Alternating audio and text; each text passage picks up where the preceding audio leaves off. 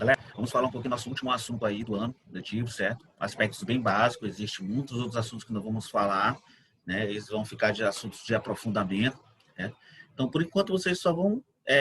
quais são as habilidades que vocês serão requeridos?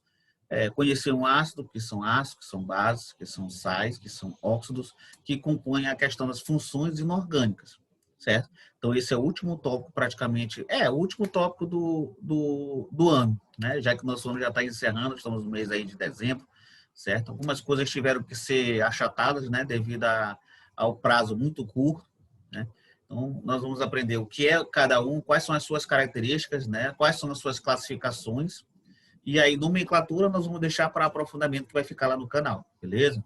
Então, por enquanto, é conhecer cada um, saber diferenciar, saber de cada função inorgânica, certo? Então, vamos lá. Olha só. Primeiramente, nós temos que entender dois aspectos, né? Existem substâncias que conduzem eletricidade, né? Como a gente conhece, a madeira, o isopor, a borracha, né? E existem substâncias que conduzem eletricidade. Os metais, por exemplo, todos eles conduzem eletricidade. Mas existem outras substâncias que não partem dessas duas classificações, certo? Por exemplo, o sal e o açúcar. E aí nós temos aquelas que conduzem eletricidade, por exemplo, o sal, e o açúcar, né, ele faz parte da questão daqueles que não conduzem eletricidade. A este nós chamamos de substâncias eletrolíticas e substâncias não eletrolíticas, certo? Substâncias eletrolíticas, o que significam isso? São substâncias que conduzem eletricidade, mas o que faz essas substâncias conduzir eletricidade? O que faz justamente é que quando ela entra em contato com a água, ela se dissocia, ou seja, ela se quebra. E nisso que ela se quebra, ela forma dois íons, né? Um positivo, né? E o negativo, o cátion e o ânion, respectivamente. Certo? Então, essa formação de polos negativos e positivos, ó, lembra da pilha, né? A pilha tem polo positivo e negativo, por isso que ela conduz a eletricidade, né? É chamada de diferença de potencial, que vocês vão estudar lá no terceiro ano, que nós não vamos entrar nesse mérito, né? Mas sempre quando há esse desnível, há uma condução de eletricidade, há uma passagem de eletricidade de um ponto a outro. Certo? Então, as substâncias ditas iônicas, que deriva também lá das ligações químicas, substâncias que são formadas de ligações químicas, né, iônicas, né, elas, quando entram em contato com a água consegue quebrar essa molécula. Né? Por exemplo, aqui, ó, o NaCl. Né? Quando ele entra em contato com água, ele quebra Na e Cl. Professor, mas por que o Na fica positivo e o Cl fica negativo? Ah, porque os metais, lá nas ligações químicas, ele tem uma alta possibilidade de liberar os elétrons. Então, eles são bastante eletropositivos. Né? E os ametais, de certa forma, eles são eletronegativos, né? Em especial da família 17, que é a família do cloro aqui, né? Fica claro, o Brasil irá atacar, né? Fluoro, cloro, né? E os outros elementos lá, bromo, né? Iodo e estato, certo? Então, essas substâncias iônicas, quando elas entram em contato com água, elas se quebram, formando íons. É esses íons que vão fazer a ponte para conduzir a eletricidade. Se eu vim aqui com a molécula da água e colocar aqui, essa lâmpada não vai acender. Se acender, acender por muito pouco. Né? Então, o que está por detrás do açúcar não conduzir e do sal? É justamente a natureza da ligação química. Né? O açúcar ele tem ligações covalentes, ó, compartilhamento de elétrons. Então, quando ele entra em contato com a água, essas ligações não são rompidas, ou seja, a molécula continua do mesmo jeito, ela não forma íons. E aí ela não conduz eletricidade. Né? Então, nós temos substâncias eletrolíticas, que são substâncias iônicas. Como é que eu sei que é uma substância iônica? Basta você ver se ela está ligada com um metal e um ametal iônico. Né? Se ela está ligada com ela mesma e sendo um ametal, ela não é iônica, certo? Né? E aí vamos para as funções. Quais são as classificações das funções inorgânicas, né, do primeiro ano? Né? São chamadas de ácidos. Né? A gente conhece aí muitas coisas sobre ácidos, por exemplo, cosmético, nós temos ácido hilariônico, né, para a beleza, né? Ácido ascórbico, né, que é a vitamina C, né? Solução de bateria, né, ácido sulfúrico, que as pessoas sempre têm medo, né? As bases, não é aquela base de pintar a unha, né? São bases que a gente conhece também no cotidiano, né?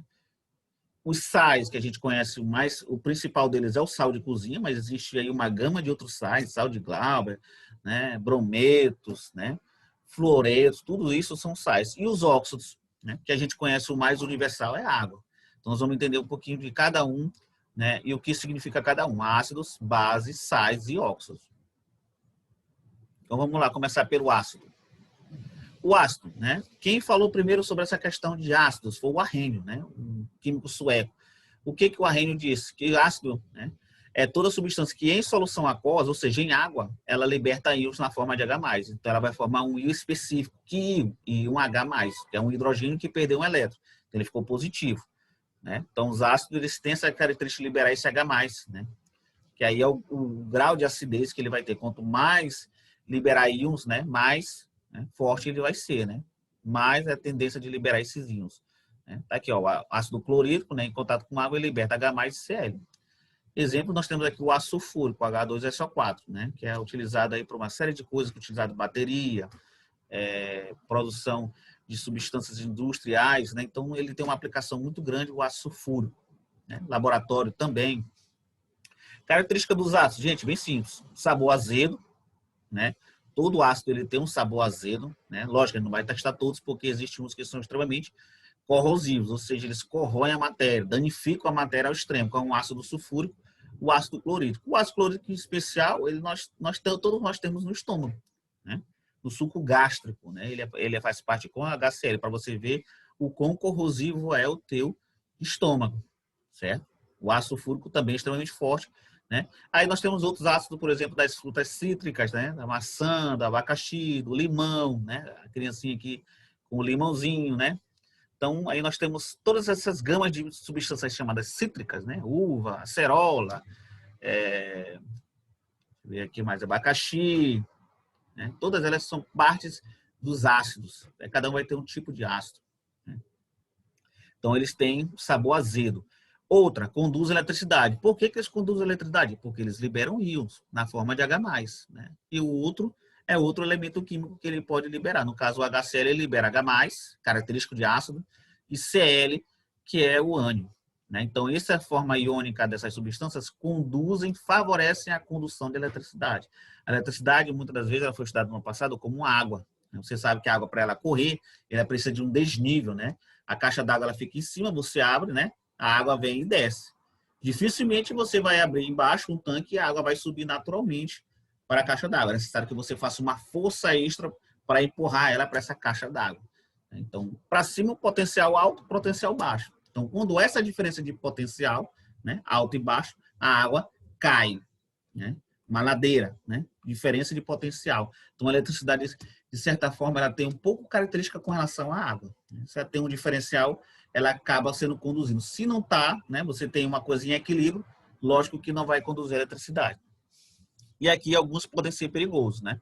Como eu tinha falado, o ácido sulfúrico e o ácido clorídrico, né? O clorídrico em laboratório, mexer jamais, porque ele é muito volátil, né? Quando você abre o frasco, ele já começa a liberar vapor de ácido clorídrico. Esse ácido ele vai atacar tua garganta, vai atacar teus olhos, toda a mucosa, quando a gente chama mucosa, essas pastas aqui expostas, né, ao ambiente, né? O nariz, né? Garganta, ouvido, isso aí tudo vai ser atacado, fora que a pele também.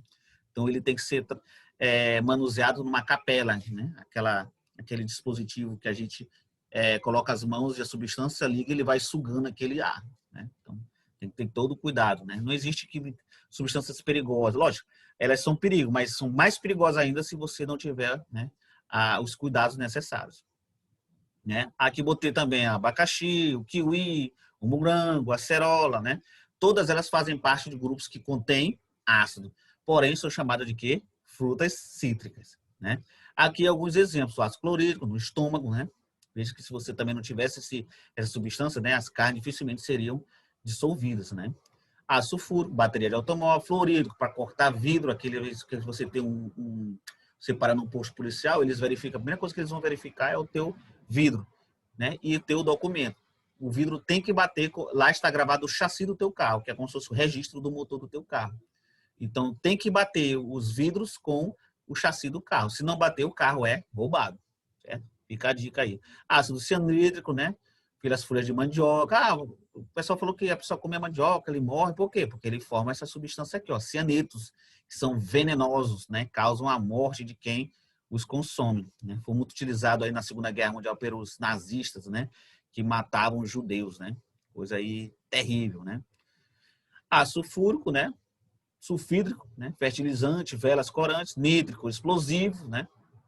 Ácido acético, que a gente conhece como vinagre, temperar a comida, também é um ácido. Ácido carbônico, refrigerante, né? Tem também o fosfórico também, que também é refrigerante, né? E aí é uma gama de outros ácidos que nós conhecemos, né? Que fazem parte desse contexto. Então, para ser ácido, né? Você tem que olhar a equação. Lógico, você não vai saber, professor, eu peguei uma substância aqui, ela disse ácido, eu vou colocar na água. E aí, como é que eu vou ver o hidrogênio H+? Não tem como. Aí você tem que fazer uma outra coisa chamada, que nós vamos ver mais na frente, chamada medição de pH. O quanto ele está liberando de H+. Se ele liberar H+, eu boto um equipamento, ou uma fitinha, né, indicador, e ele vai te dizer que aquilo é um ácido. Beleza? Por exemplo, tem 2 frascos, né, uma base forte e um ácido forte. E agora, como que eu vou diferenciá-lo? Vou provar? Jamais. Vou tocar? Jamais. Então, eu vou pegar as fitinhas chamadas fitinhas indicadores de ácido base. Mergulho em uma, pega a outra, mergulho na outra. Ele vai mostrar uma coloração e vai te dizer que ácido é e qual é o nível que esse ácido se encontra. É chamado de pH, nível de pH. A base, do mesmo jeito, também ela vai indicar o nível de base. Beleza? Bases, né? Base, segundo Arrhenius, é toda substância que é em solução também aquosa, em água, né? O Arrhenius ele fez suas teorias tudo baseado na água, né? Existem outras teorias de Bronsted, de Lowry, de Lewis, né? Lux Fluid, existe muita teoria sobre ácido base, cada uma com um contexto, um ambiente diferente que você coloca as substâncias, certo? Isso aí não é o conceito primitivo de relação de ácido, certo? Existem outros conceitos que cada situação você aplica um tipo de conceito diferente, né? Por exemplo, vai ter ácido que você não vai encontrar ele em solução aquosa, né? Mas isso aí é assunto para a universidade, certo? Então, ele vai liberar quem? Íon OH-, né? Hidróxido de sódio, né? Mais conhecido como soda cáustica, ele libera esse OH bem aqui, ó. Como é que eu vou saber que ele liberou? Ou pela equação, se você ver uma questão e olhar esse OH, ou com um equipamento de medição de pH, certo? Hidróxido de cálcio, a cal hidratada, né? Para pintar, para caiar, que eles chamam, né? Caiação túmulo, caia meio fio, né? Existe aí muitos lugares que as pessoas caiam meio fio, planta, né? A árvore, né? O tronco da árvore. Então, é utilizado esse tipo de base. Então, a base é mais fácil de você identificar. Quando você olhar no final OH, pronto, já sabe que aquilo ali é uma base, beleza? Característica das bases, né? Sabor astringente, é um sabor que amarra a boca, ele prende, né? O caju, a jussara, às vezes, eles têm um pouquinho disso, né? De prender, de amarrar, de certa forma, eles têm um composto básico, né? Casas antocianinas, né? O leite de magnésio, quem já provou, né? Quando está com uma azia, uma queimação de estômago, a mãe me dá lá, né? Para aliviar aquela azia, né? Aquele mal-estar estomacal, né? Ele amarra na língua, ele prende, assim, como é que ele segura. Então, aqui dali é uma característica das bases. Conduz a eletricidade, sim, assim como os ácidos. E também são utilizados como antiácido, né? Então, aí nós temos um confronto de ácido e base, né, que vão formar uma outra substância que nós vamos ver mais na frente, né? Utiliza também para a produção de tintura, de sabão, né? Tem uma aplicação larga a questão das bases, beleza? Assim como os ácidos. Ó, aqui, ó. Aqui vamos ver o confronto ácido e base, ó. Ácido e base. Né? Aqui o estômago cheio de HCl, e aí o que acontece? A pessoa está com uma azia, né? Tomou um café, tomou bastante café, tomou um suco muito azedo de murici, de acerola, então aquilo dali fez mal para ela, sentiu uma dor de estômago, então ele está com excesso de ácido no estômago. O que fazer? Neste caso, o que ele toma? Um antiácido. Qual é o antiácido? É a base, certo? Sempre. Sempre um ácido é neutralizado pela uma base. E sempre uma base é neutralizada por um ácido. Esse casal, ele vai formar uma reação chamada de reação de neutralização. O que é a reação de neutralização? É a reação quando um base entra em contato com um ácido formando sal e água. Aqui nós temos aqui o ácido clorídrico com a base hidróxido de magnésio, formando o sal MgCl e água, certo? E aí nós temos, certo, galera? Então, aí eu tenho um ácido com uma base, né? Ocorre uma reação de neutralização. Lá nas reações inorgânicas, a gente vê uma reação de dupla troca, né? A parte do ácido se junta com a parte da base, essas duas partes se trocam, né? Fica AB ou BA, né? Mais água. Então, sempre um ácido, quando ele entra em contato com uma base, ele se transforma em água e sal, chamada reação de neutralização, certo? Alguns exemplos aqui de ácido, né? Clorídrico, né? Peixe chamado de ácido muriático, né? Sulfúrico, acético, vinagre, ó, carbônico, né? Nítrico, explosivo, dinamite, né? E aí nós temos uma aplicação muito grande dos ácidos com relação à indústria. Né? Eles são extremamente importantes. Bebidas, refrigerantes, explosivo para explosão de materiais, mineração, né? A mãe quer fazer uma limpeza num lugar que está muito encardido, às vezes ela joga um ácido muriático, certo? Quer fazer uma limpeza de uma peça metálica, joga o ácido muriático, encontrado em qualquer material de construção. Sal. O sal é o seguinte, o sal, como a gente viu, né? Uma base entra em confronto com o ácido, transformando em sal em água. O sal, na verdade, a gente pode encarar da seguinte forma. É um fio entre uma base e um ácido. Então, o filho, né? Geralmente o que acontece? Biologicamente, ele tem 50% da mãe e 50% do pai. Né? Às vezes, apesar dos testes de DNA evoluíram hoje em dia, a gente vê que às vezes tem mais da mãe ou mais do pai. Mas, enfim, nós vamos entrar no mérito da biologia. A química é o seguinte, uma parte do ácido sai e uma parte da base sai. Juntos se forma um outro elemento químico chamado de sal. E o restante que sobrou, o hidrogênio de um com o OH do outro, se transforma em água. Isso é a reação de neutralização que a gente viu anteriormente. Então, o sal, na verdade, é o filho do ácido com a base. Então, o sal, qual é o conceito do sal? Ele liberta também íons, ele conduz a eletricidade. O sabor dele a gente já está, é nítido, né? Salgado.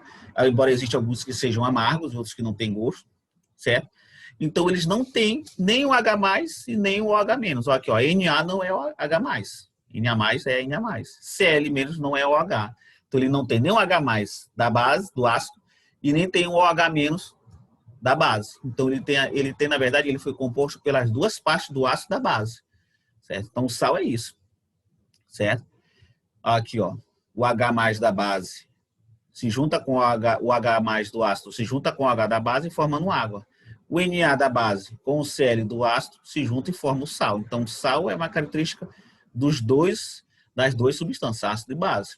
Certo? Ele não liberta H+, e nem liberta o H. Se você botar um pHmetro, né, um aparelho para medir a acidez, ele não vai te detectar. E também, se você tentar detectar a base, ele não vai detectar, porque ele não liberta nem H+, nem esse cidadão aqui, e nem esse outro cidadão aqui, galera, certo? O ácido, o sal nem é igual à base, nem é igual ao ácido. Ele simplesmente tem as duas características dos dois, certo? Embora não sejam os íons que ele liberta. Os íons, o que acontece com os íons do ácido da base? Eles formam a água, beleza? O óxido. O óxido é interessante, porque o óxido, o elemento mais negativo, ele tem que ser o oxigênio. Então, é toda a substância que é ligada com oxigênio, sendo que o oxigênio é o mais forte. Né? A água, H2O. H2O é um óxido. Né? A gente lê o nome como se fosse óxido, né? de hidrogênio. Né? Então, a água é um óxido. Existem vários tipos de óxidos, por exemplo, as pedras preciosas, de alumínio, de rubídio, né? Esses esmeraldas, rubis, safiras, elas todas são feitas por óxidos, certo? Então, óxidos é a junção, né, de um elemento químico, né, binário, com o oxigênio, sempre. Né? Característica dos óxidos são binários, né, dois elementos químicos, né, e um desses sempre vai ser o oxigênio. Se não tiver oxigênio, não é óxido. Ponto. Certo? Ácidos, eles podem ter oxigênio? Pode. Certo? Mas o elemento mais eletronegativo, mais forte, é o oxigênio. Base pode ter oxigênio? Tem. Mas nesse caso, o mais forte é o oxigênio. Olha a gama de importância dos óxidos para a sociedade. Né? Correção de pH, você tem um solo muito ácido por aí, né? E você tem que plantar uma planta que não aceite ácido muito ácido, então você joga quem? O CaO, né? Óxido de cálcio, né? Que é a cal, né? Para cal, por isso que o nome é cal, porque ela tem um nome, né? O elemento químico forma esse nome dela, né? E aí você vai diminuir esse pH, você vai diminuir a quantidade de H+ nesse solo, que é a característica do ácido, né? Ó, fabricação de latas, né? Sardinha, aqueles fiambre, quitutes, né? Fabricação de pigmentos, também tinta se faz, né? Fabricação de alumínio, né? Também pega o óxido e faz um processo eletroquímico chamado de eletrólise, né? E aí ele se funde em líquido. Né? E também fabricação de ácido. Então, os óxidos são extremamente importantes para a indústria também, né? Você veja que todas as funções elas têm a sua importância, né? O sal, o óxido, o ácido, a base, né? E aí eu tenho aqui, ó, tipos de óxido, né? Óxidos ácidos, porque eles vão ter uma característica ácida, tem isso também. Óxido base, eles vão ter uma característica base, geralmente são metais, ó, o outro é a metal. Os óxidos neutros, eles não vão nem tender para se transformar em ácido nem base. Né? Óxidos mistos, eles são misturados, né, de um óxido com outro óxido. Os anfóteros são interessantes, que eles têm, depende do tipo de substância que ele entra em contato. Ele pode se caracterizar com um óxido ácido, ou ele pode se caracterizar com um óxido base, depende do meio que ele vai se encontrar. E os peróxidos são óxidos que vão ter oxigênio, mais oxigênio, certo? Olha aí, ó. Óxidos básicos, ou seja, óxidos que se comportam como base, né? NaO, né? Óxido de sódio, óxido de magnésio, sódio de... Veja que todos eles são ligados ao metal, ó. Os ácidos, ó, SO2, SO3, né? Isso aqui é derivado da queima de combustíveis fósseis, gasolina, óleo diesel, né? E tudo isso, quando entra em contato com água, o que acontece? Esse óxido ele se transforma em um ácido, né? Por isso que ele é chamado de óxido ácido. Porque quando ele entrar em contato com essa água, esse óxido ele vai se transformar em outra função. Qual? Ácido. Por isso que tem o termo chuva ácida. Viu? Tem esses óxidos ácidos que vão subindo para a atmosfera, entra em contato com a nuvem carregada de água, H2O, outro óxido, ó, dois óxidos, formando um ácido. Interessante, não é isso? E os anfóxidos, eles podem se classificar ou como ácido ou como base. Eles têm as duas características. E os neutros são aqueles que não vão nem pender nem para ácido nem para base. Certo? Olha aí, tem um esqueminha aqui, ó, os óxidos básicos, né? São da família 1A e 2, né? Os ácidos, os ametais, os neutros, né? Da família 3, né? Ametais só, né? E os anfótons, todos os restantes. Lógico que isso não vai ser pedido em prova. O que vai ser pedido em prova? Ácidos, bases, sais, óxidos, características, reações de neutralização, né? E importância de cada um. Pronto. E é por isso, galera. Aí a gente encerra por aqui. Nossa prova vai ser basicamente esses tópicos bem básicos, né? Aí a gente omitiu a questão da nomenclatura, a questão da classificação dos ácidos, hidrácidos, oxiácidos, né? Nomenclatura das bases. Mas eu espero que a gente possa fazer uma boa prova, certo? Mas no canal eu vou colocar alguns vídeos de aprofundamento para aqueles que desejam aprofundar esse assunto, beleza? Então, fique com Deus aí, galera.